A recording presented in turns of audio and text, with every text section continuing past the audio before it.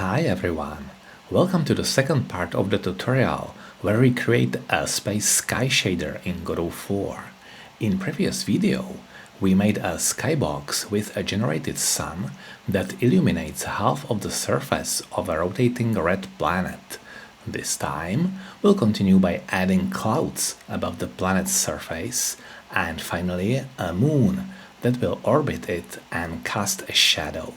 So let's get started.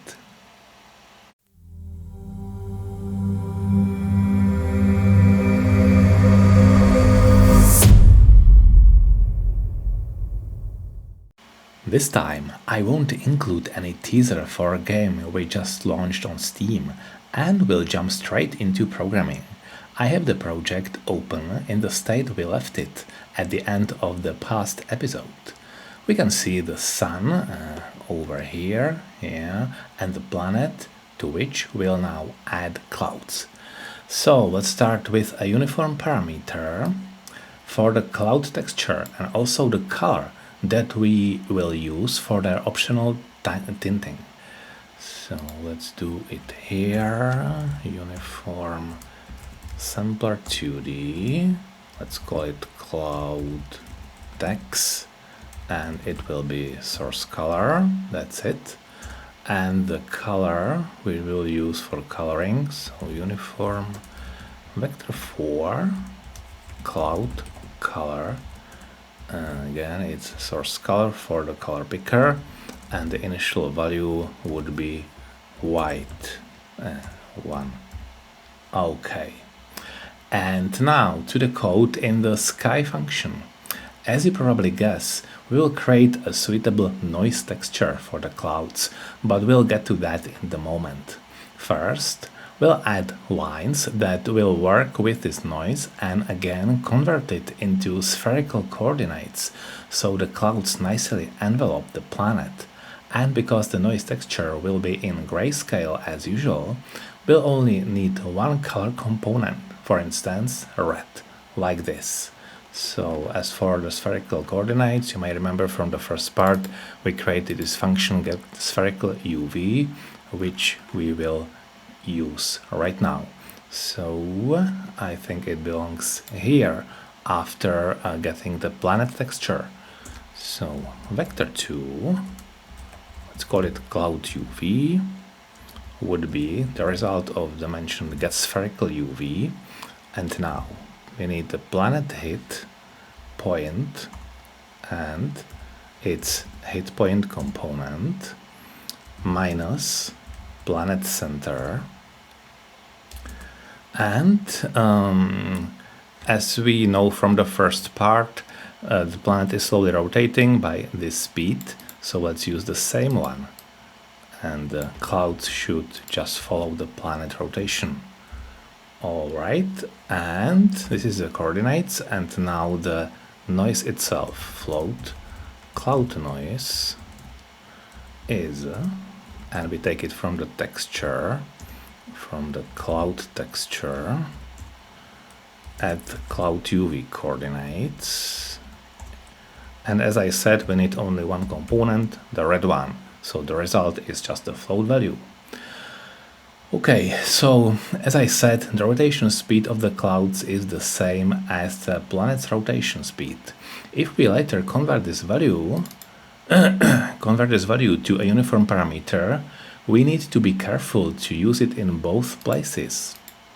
And actually, why not do it right now? Let's create a parameter and use it.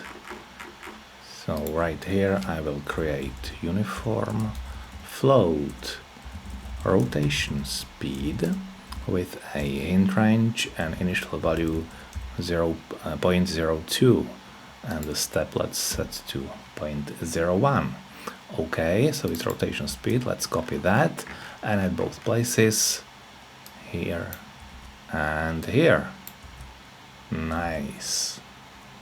Okay, and the resulting color will be a mix between the planet's color and the cloud's color, using the current value of cloud noise, this one, multiplied by the alpha channel of the cloud color as the weighting coefficient. so it allows us to control the ratio of both components. Let's do it here. Color is mix of color and cloud color RGB, cloud noise multiplied by cloud color alpha. Okay, something is wrong. Yes, of course, we haven't defined the color variable. Let's fix that right away, because we're using it here as the internal color. It needs to change it to vector 3 color. Now it's correct. Okay, but we only see white right here, because we haven't created the noise texture yet. Let's do that now, and let's not forget to make it seamless with low noise frequency and also set some gradient for the color ramp. Okay, where is it? World environment and shaded parameters. Right here. Cloud texture. So as I said, wait a minute, I'll just increase this viewport so we can observe it better. Cloud text, new noise texture 2D, click, and as I said, seamless in the new fast noise light. Okay, we already have some clouds, maybe it's too dense, so let's click the fast noise light and the frequency 0.01. No, I think it's correct. It's this one. I think the default value is higher, but I already did some experiments before, so Godot probably remembered this value and set it again. Okay, and now that I set the color ramp, because it's too white, we almost don't see the planet's surface on that. So here, a new gradient. Now it's better, but we can do it even better. Let's just play with the colors a little bit. Too much. Yeah, why not? This is pretty cool. So we have quite nice clouds, but they might look even better if we made them in 2 layers with different initial values and rotation speeds. Let's add this code. I'll just expand this area. Let's add this code after the cloud noise here. So this is the first layer and the second one. Vector 2, cloud UV2 is again get spherical UV and the same point, planet hit, and it's a hit point minus planet center. And this time we will make some kind of shift, so the noise texture is not used the same way as before. I finally created this time multiplied by rotation speed multiplied by 200 plus 40 to give it some initial shift, and the rest would be again multiplied by 0.035, which I think resulted in the best looking clouds. Okay, let's take a look. Yes, I think it immediately looks more dynamic. It will be even better visible if we just start the application and take a look at it, at the scene. Yeah, I think it's pretty nice. But, sorry, no, it's not. We are not using it yet. I only created the code, but for the coordinates, just thinking too fast. So let's continue right here. Now we need, of course, to use it in the noise float cloud noise. Noise 2 is texture of, again, cloud tags, and this time cloud UV 2, and again the red component, and finally we need to mix them to one cloud noise. So it would be cloud noise is the result of another mix of the original cloud noise and the second cloud noise, and let's do it just balanced, so both layers have the same weight. Now it should be a bit better. Let's take a look.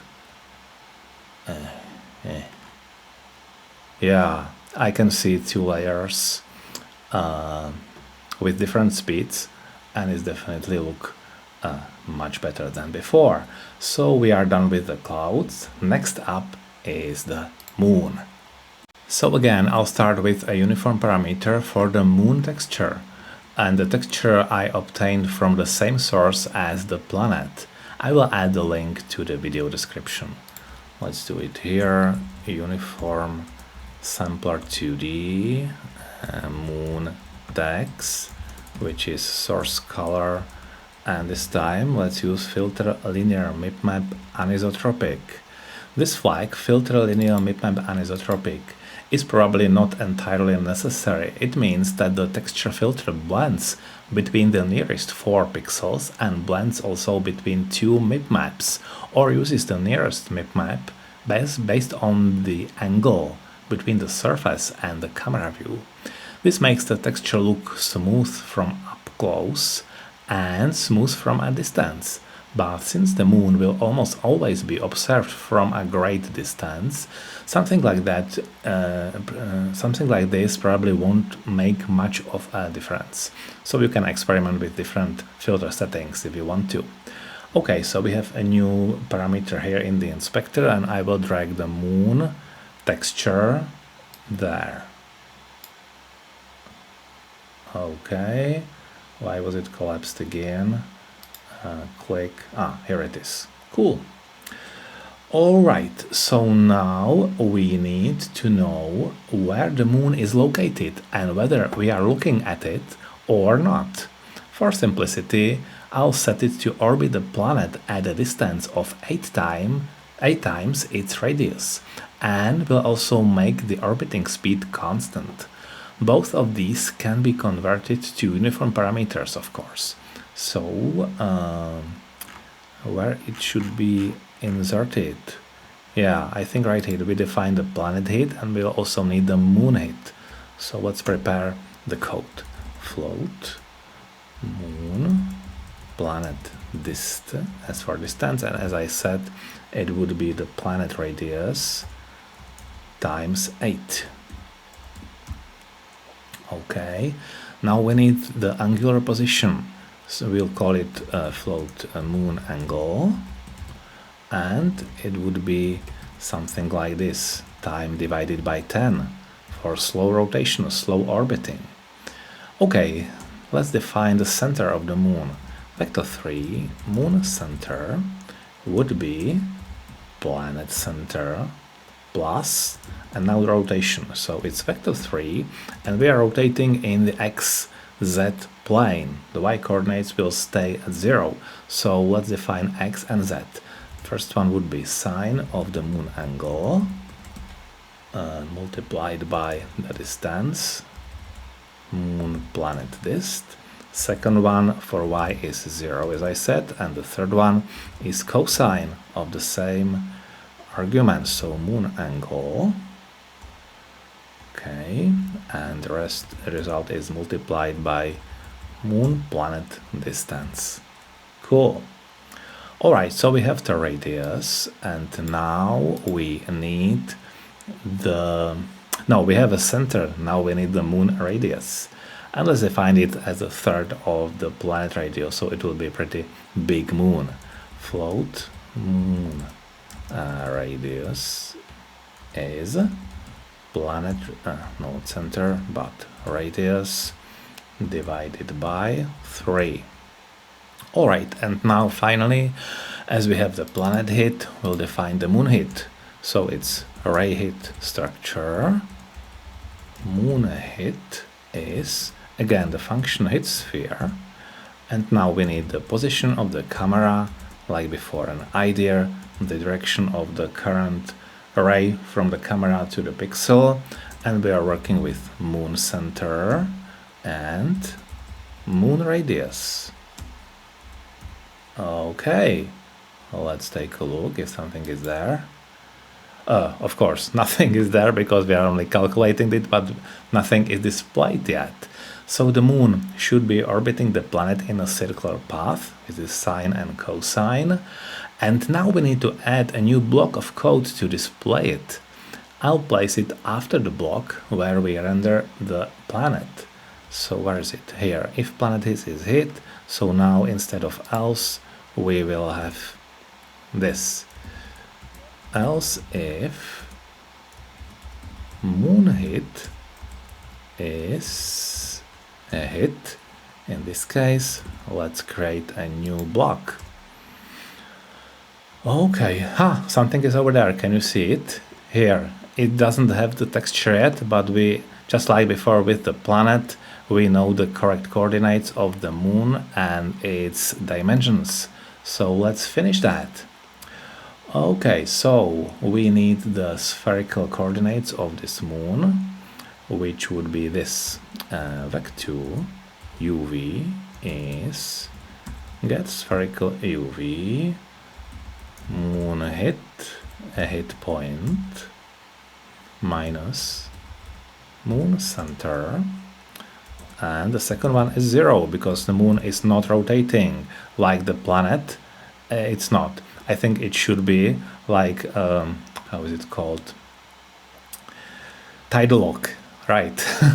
We won't do that in this video, but if we did, we should use some kind of positive value right here. Okay, so now the color, which is vector 3, color is texture. Now we use the moon texture, moon text.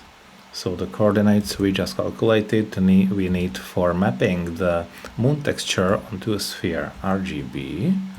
Okay, and illumination. So vector 3, again sun light there, and we need only the direction, so we'll normalize the vector, and it is moon hit, hit point, minus sun position. Okay, so the ray from the sun to the moon surface, and let's calculate the ray hit. Ray hit, light hit, just like for the planet, is hit sphere, and now moon hit, hit point, negative sunlight there, because we are again working with reflected light, and planet center, planet radius. Okay.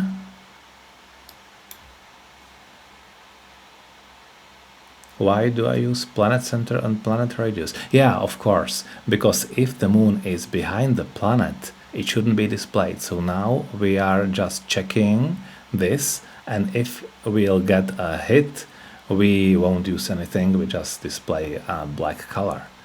So if light hit is a hit, the moon is not visible, color, let's multiply that by 0, else, now we need the lighting of the moon, so let's create it. Vector lighting is our function compute lighting, we know from the first part of the video. Moon hit, now we use the normal vector and the vector of the ray from the sun. Okay, and let's multiply that, multiply the color by this value. Alright, and finally we need to use the color. So color is color. Wait for it, moon is over there. Yeah, can you see? Can you see it? It is already displayed with the texture. Let's try it out. It will be better visible if I start the application. Okay, this is the planet with clouds. Where is the moon? Oh, it should be behind that. There it is. and it's illuminated, and it looks good. It orbits the planets correctly and is properly lit by the sun. There is just one thing left. Right now it should be casting shadow, but it's not. For that, we need to slightly adjust the calculation in the block for rendering the planet. Okay, so what do we want? If we are looking at the planet, but the sunbeam directed at the planet hits the moon, it means we need to display a shadow at the intersection of that same beam with the planet. We'll adjust that. We'll adjust the following line, which should be right here. Let's see. Planet hit is hit. Planet block. Here it is. Planet hit is hit, and the light hit here. So there is hit sphere, planet hit, blah blah, planet center, planet radius. We'll change it to moon. Wait a minute. Moon center and moon radius. Okay, so now we know if we hit the moon, and if we did that, we'll darken the color of the particular pixel, simulating the shadow of the moon. So here, after creating the lighting, let's do this. If light hit is hit, so we are hitting the moon and it should be casting the shadow. Let's simulate the shadow by multiplying the color by let's say 0.2, but I also found a mistake in the code right here in moon center. It shouldn't be planet radius but planet center, of course. Let's see how it drops down, and now it was behind the planet. So let's start the app and observe. Okay, so the moon should be slowly approaching from behind the planet. It's over there, and it's slowly approaching the sun. So wait for it. It's almost there, and now a solar eclipse was occurring, and we could have seen how the shadow of the moon moved across the surface. Great! So I would say it's looking good. Given how close we placed the moon onto the planet, the size of the shadow is, I guess, appropriate. Thank you for watching the second part. We learned the basics of celestial mechanics through a very simple example of sun, planet and moon in the form of a sky shader. With a bit of effort, we could create an entire planetary system or a field of asteroids rotating around the planet like a ring, but that will be for another time in the future. For now, take care, and I'll see you in the next video.